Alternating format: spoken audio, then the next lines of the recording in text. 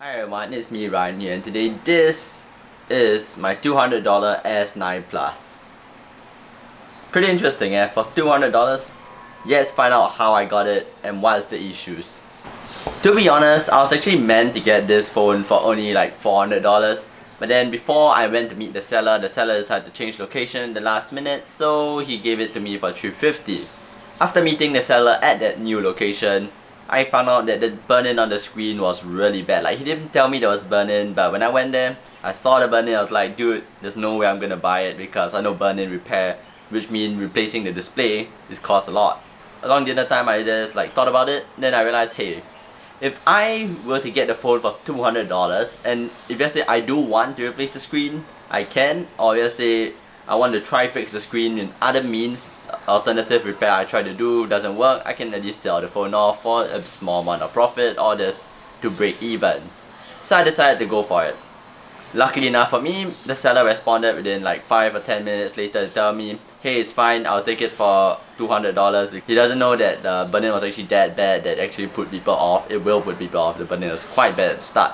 The condition on the phone is actually quite good. There's barely any scratches at the back of the glass. It really comes pre-installed for tempered glass. Hopefully they're not hiding anything below the tempered glass, but I don't think so.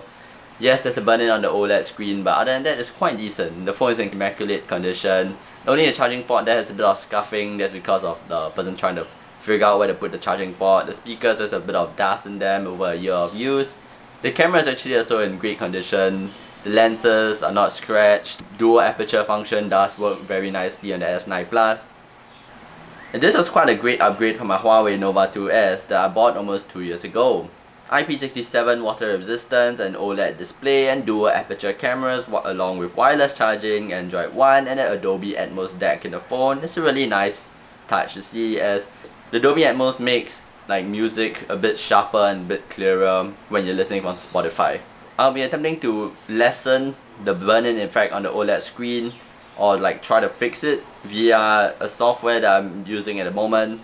I will update you guys in the future with a follow-up video on this phone, because at the moment people say that in order to fix burn-in you need to replace the whole display. I'm trying not to do that because that's going to cost a lot. It's about 280 to almost 360.